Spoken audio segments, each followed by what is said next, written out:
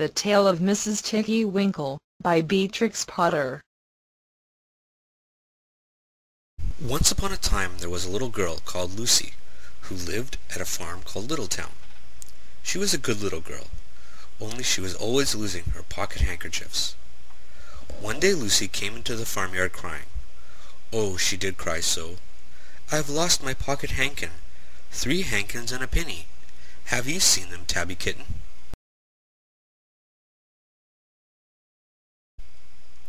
The kitten went on washing her white paws, so Lucy asked a speckled hen, "Sally Hennypenny, have you found 3 pocket hankins?" But the speckled hen ran into the barn clucking, "I go barefoot, barefoot, barefoot." And then Lucy asked Cock Robin, sitting on a twig. Cock Robin looked sideways at Lucy with his bright black eye, and he flew over a stile and away. Lucy climbed upon the stile and looked up at the hill behind Littletown, a hill that goes up, up into the clouds, as though it had no top, and a great way up the hillside she thought she saw some white things spread upon the grass. Lucy scrambled up the hill as fast as her stout legs would carry her. She ran along a steep pathway up and up until Littletown was right away down below. She could have dropped the pebble down the chimney. Presently she came to a spring bubbling out from the hillside. Someone had stood a tin can upon a stone to catch the water, but the water was already running over, for the can was no bigger than an egg cup, and where the sand upon the path was wet, there were footmarks of a very small person. Lucy ran on and on.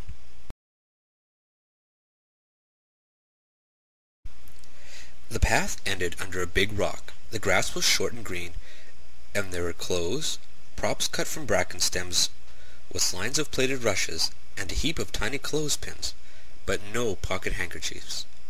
There was something else, a door, straight into the hill, and inside someone was singing, "Lily white and clean, oh, with little frills between, oh, smooth and hot, red rusty spot, never here be seen, oh." Lucy knocked once, twice, and interrupted the song. A little frightened voice called out, "Who's that?"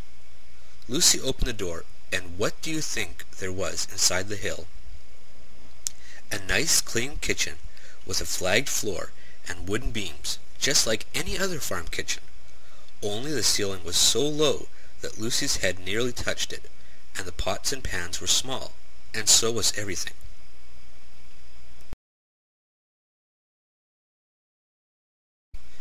There was a nice, hot, singy smell, and at the table, with an iron in her hand, stood a very stout, short person, staring anxiously at Lucy.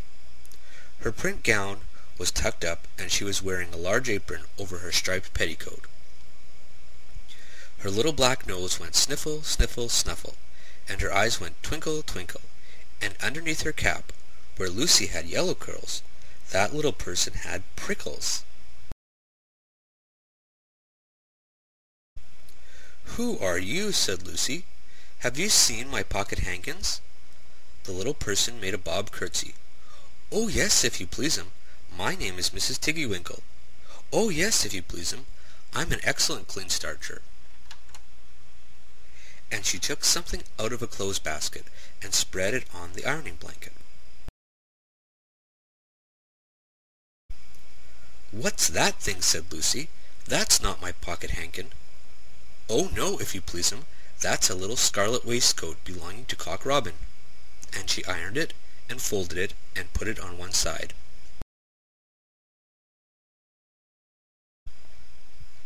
Then she took something else off a clothes horse. "That isn't my penny," said Lucy. "Oh no, if you please'm. That's a damask tablecloth belonging to Jenny Wren. Look how it's stained with currant wine. It's very bad to wash," said Mrs. Tiggy-Winkle.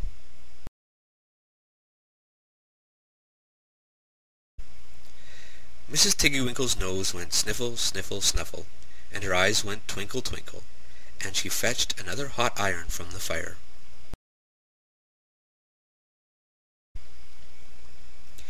"There's one of my pocket hankins," cried Lucy, "and there's my penny." Mrs. Tiggy-Winkle ironed it and goffered it and shook out the frills. "Oh, that is lovely," said Lucy. "And what are those long yellow things with fingers like gloves?" "Oh, that's a pair of stockings belonging to Sally Hennypenny. Look how she's worn the heels out with scratching in the yard. She'll very soon go barefoot," said Mrs. Tiggy-Winkle. "Why, there's another hankersniff, but it isn't mine, it's red." "Oh no, if you please'm, that one belongs to old Mrs. Rabbit, and it did so smell of onions. I've had to wash it separately. I can't get out the smell." "There's another one of mine," said Lucy. "What are those funny little white things?" "That's a pair of mittens belonging to Tabby Kitten. I only have to iron them. She washes them herself." "There's my last pocket hankin," said Lucy.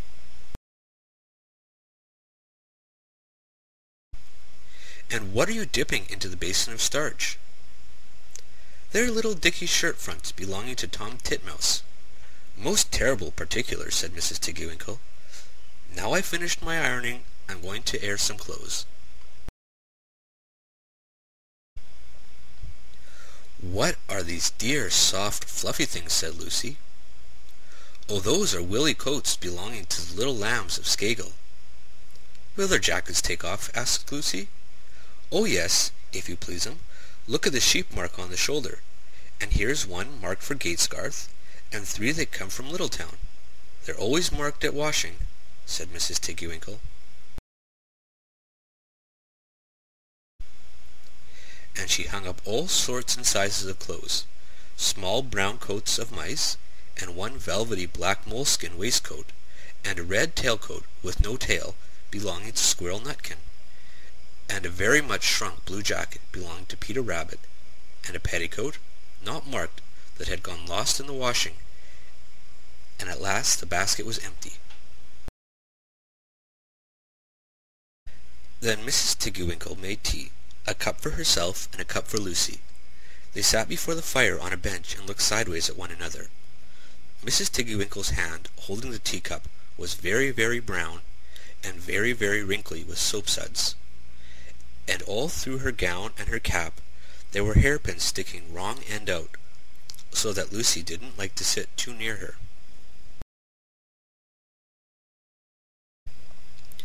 When they had finished tea, they tied up the clothes in bundles, and Lucy's pocket handkerchiefs were folded up inside her clean penny and fastened with a silvery safety pin. And then they made up the fire with turf, and came out and locked the door, and hid the key under the door-sill.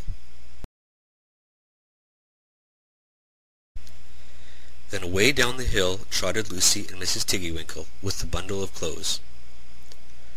All the way down the path little animals came out of the fern to meet them. The very first they met were Peter Rabbit and Benjamin Bunny. And she gave them their nice clean clothes, and all the little animals and birds were so very much obliged to dear Mrs. Tiggy-Winkle.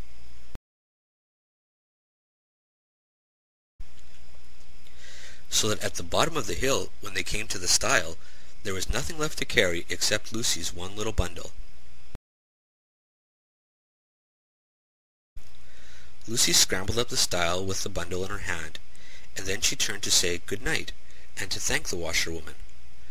But what a very odd thing! Mrs. Tiggy-Winkle had not waited either for thanks or for the washing bill. She was running, running, running up the hill.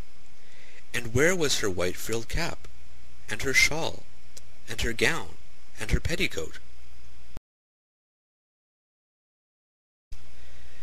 And how small she had grown, and how brown, and covered with prickles! Why, Mrs. Tiggy-Winkle was nothing but a hedgehog. Now, some people say that little Lucy had been asleep upon the stile. But then, how could she have found 3 clean pocket hankins and a penny, pinned with a silver safety pin? And besides, I have seen that door into the back of the hill called Cat Bell's, and besides, I am very well acquainted with dear Mrs. Tiggy-Winkle. End of the Tale of Mrs. Tiggy-Winkle by Beatrix Potter.